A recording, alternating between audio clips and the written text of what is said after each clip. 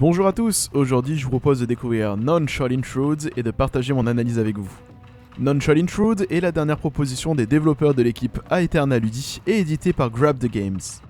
Non-Shall Intrude vous proposerait une expérience de roguelite deck building, stratégique, de gestion de terrain et de foule dans un univers médiéval fantastique. En effet, vous incarnerez un dragon souhaitant détruire le royaume et en prendre le contrôle. Préparez-vous à vous engager dans des batailles intenses et à annihiler tous ceux qui oseront défier votre domination.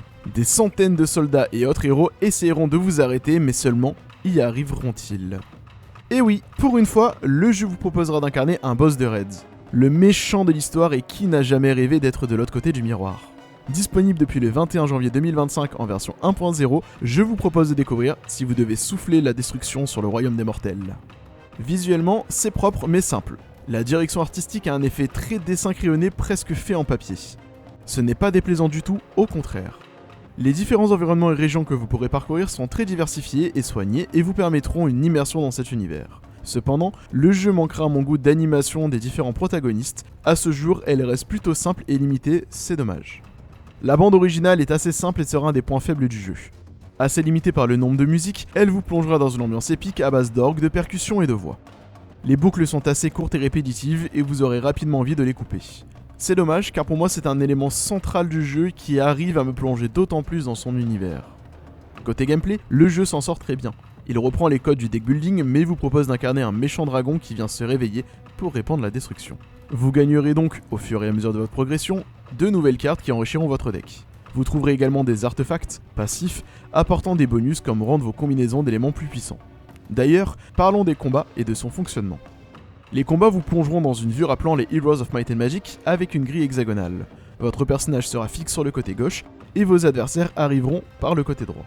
Il vous faudra donc réduire en cendres l'intégralité des ennemis pour emporter celui-ci. Pour cela, vous aurez à disposition votre deck de cartes vous permettant d'infliger des dégâts directs aux adversaires, de vous soigner, d'invoquer des dragonnets ou même de faire des effets élémentaires. Et c'est là où la profondeur du jeu prend de la saveur. Car en effet, chaque effet élémentaire que vous allez lancer, qu'il soit de terre, de feu ou de vent, transformera les cases qui l'affectent. Ainsi, un sort de feu calcinera le sol, et si un autre sort de feu arrive sur cette case, elle se transformera en lave et infligera des dégâts aux adversaires se trouvant dessus. Ainsi, les différentes combinaisons d'éléments vous permettront d'obtenir des effets comme obtenir des points d'action supplémentaires, repousser les adversaires, infliger des dégâts de zone ou en ligne, gagner des points d'armure, etc.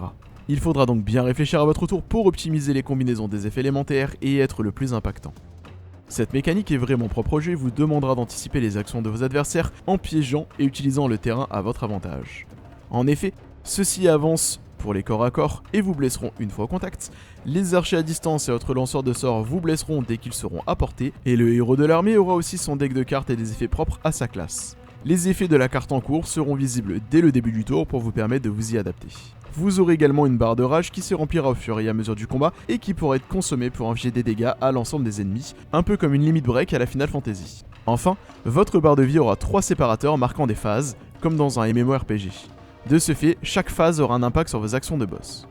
Oui, la dernière mécanique manquante concerne vos actions de boss que vous pourrez choisir au lancement de votre partie. Elles s'activent uniquement à certaines phases, donc à vous de bien les choisir pour qu'elles aient le plus d'impact. Une fois le combat terminé, vous retournerez à une vue centrale de la carte du royaume et vous pourrez choisir le prochain événement que vous souhaitez faire. Aller au magasin, vous soigner à la fontaine de soins, attaquer un village ou alors une armée de héros. Lorsque vous aurez résolu tous les événements d'une certaine région, vous débloquerez des trésors supplémentaires, butin de guerre pour votre conquête. Le jeu se déroule en 3 actes, chaque fois que vous effectuerez une action, vous avancerez de plus en plus vers le boss de l'acte en question, et tous les 5 événements, vous aurez un raid qui sera mené par un héros pour essayer de vous défaire. Avant le début de combat de chaque boss ou de chaque raid, vous aurez la possibilité de changer vos actions de boss. Et une fois ces combats terminés, votre santé max sera restituée. Pour conclure cette partie, il vous suffira donc de terminer les 3 actes pour remporter la victoire. En tout cas, que ce soit la victoire ou la mort, vous gagnerez de l'expérience permettant de débloquer de nouvelles cartes disponibles, de nouveaux artefacts, de nouvelles compétences de boss et surtout des points de talent. Ces derniers seront d'ailleurs utilisables pour renforcer votre gameplay et orienter votre deck dans une direction, soit le spécialiser sur du corps à corps, des dégâts de feu, de la terre, du vent, etc. Cet arbre de talent fonctionnera avec des paliers de points pour vous forcer à faire des choix et vous empêcher de tous les débloquer. Non-Shall Intrude est un bon jeu solo qui change de ce que nous avons l'habitude de voir comme jeu de deck building. Fini le héros solitaire, ici on incarne la puissance du grand méchant qui va affronter des armées de héros prêts à en finir avec vous. Personnellement, je me suis laissé prendre au jeu même si le démarrage fut complexe. En effet, le didacticiel n'est pas des mieux expliqués et j'ai eu quelques bugs pendant celui-ci. Mais une fois les mécaniques bien comprises, le jeu prend une saveur incroyable. J'ai très rapidement réussi à maîtriser le niveau de difficulté de base et donc fini mes premières runs. D'ailleurs, le jeu vous proposera par la suite d'accentuer la difficulté en augmentant certains éléments précis à la manière d'un Hades et son système de chaleur. Vous débloquerez aussi des ressources pour améliorer votre tanière de dragon et la rendre plus classe et confortable. Un petit élément de collectionnite pour les plus hardcore d'entre nous. Comme évoqué, le jeu n'est pas sans défaut et je trouve également que certains éléments sont trop forts, notamment le vent. Alors, est-ce une impression de ma part uniquement ou est-ce le cas également pour vous? Je vous laisse me le dire en commentaire. Hormis ces petits écarts, j'ai passé un très bon moment à incarner ce dragon et à détruire le royaume. On se prend très vite au jeu. J'adore également les petites cinématiques et mises en scène pour les différents boss des actes. Elles sont super cool et rigolotes, j'aurais aimé en avoir un petit peu plus. Enfin, le jeu est suivi de très près par les développeurs qui sont à l'écoute de leur communauté. Nous avons eu il y a quelques jours la vision des prochaines grosses mises à jour avec notamment de nouveaux boss d'actes et un nouvel acte. Il y a aussi hebdomadairement des correctifs qui sont poussés de la part des développeurs pour corriger les divers bugs et surtout équilibrer davantage le jeu suite au retour des joueurs. C'est super agréable de voir un jeu autant suivi et surtout à l'écoute de sa communauté. Disponible sur Steam pour 14,79€, je vous le conseille si les petits défauts que j'ai évoqués ne sont pas rebutants pour vous. Ah oui, et le jeu est également jouable sur Steam Deck même si cela n'est pas du tout prévu initialement.